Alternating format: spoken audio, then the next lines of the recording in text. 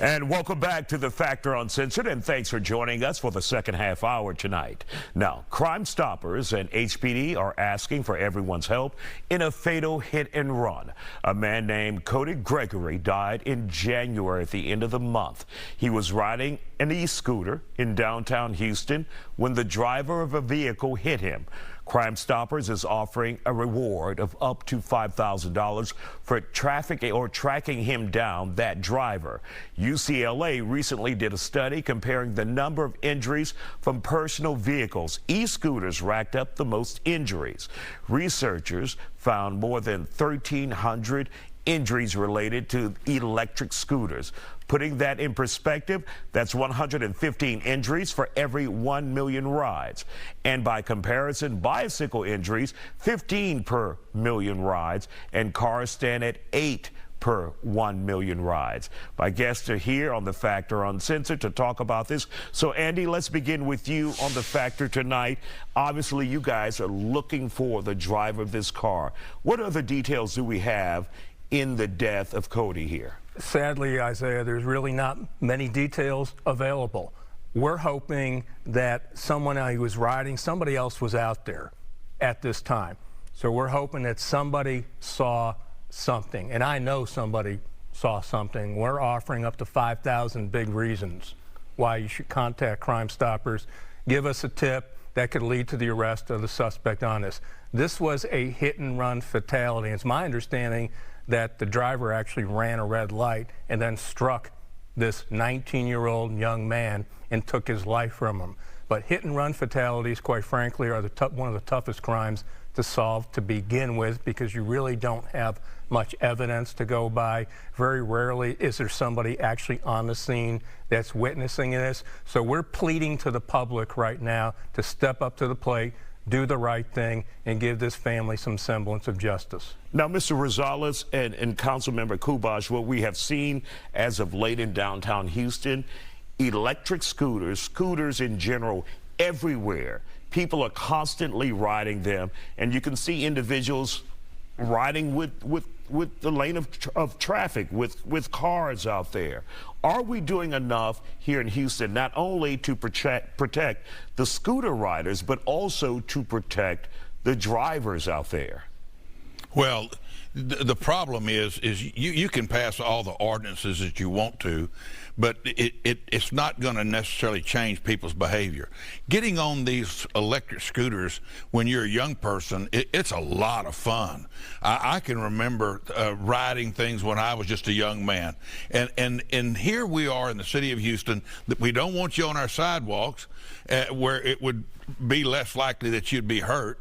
So we've made that against the law, and then we've put other restrictions. But what about having some safety, like having lights if you're at night?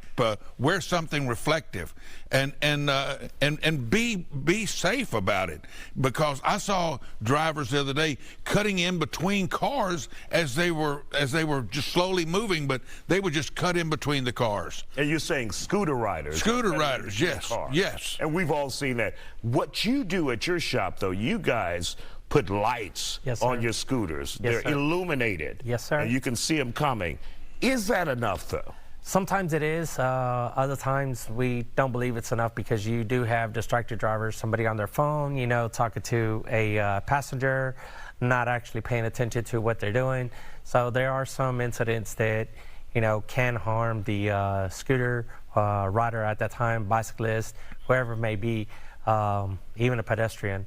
But yes, about 2 years ago now, we actually put lights on ours so that we could try to you know, make our riders a lot safer. And I'm sorry for the viewers out there. Mr. Rosales owns H-Town Scooter, and he rents scooters in downtown Houston and also in the Edo area. Now, also, some of the responsibilities should fall on the scooter riders as well, because we've seen videos where they're in and out of traffic in between cars. Is there anything as a business owner when you're renting scooters that you can do about that? Or you're powerless because We're more powerless than anything else because we can only inform the driver, hey, or the rider, look, you're not to be on the sidewalk, you're not to be in these certain places, you can be on the street, you've got to go with the flow of traffic or in the bike lanes. We try to push more people to ride the bike lanes versus to be on the street so that you do have a lot more safety while you're trying to ride, because the bike lanes do go in both directions. But, you know, you can't control what another person does once they leave our shop. You know, when you're riding a scooter, first of all, you're extremely vulnerable to begin with. You don't have any protection. And so if you're gonna get struck, you're going flying. And correct me if I'm wrong, you probably have been renting a lot more scooters in the last few years. So more and more people are getting on these, and drivers, quite frankly, also need to adjust their driving habits and be cognizant, especially in downtown, that you're probably going to run into one of these scooters one of these days, and you just got to be aware that they're also out there sharing the road with you. And I believe a lot of drivers treat scooters just like they do motorcyclists. You know, you're in the way, you're just a smaller vehicle, I'm bigger, I can hit you. You know, I don't think they take scooters or motorcyclists as serious as they should. Yeah, you see individuals on bikes, scooters, motorcycles, recreational time. I have real time because I'm in a car. That's why you need a helmet. You need to have a helmet if you're out there on a bicycle, a motorcycle, or any of these scooters. It's up to you to make that law.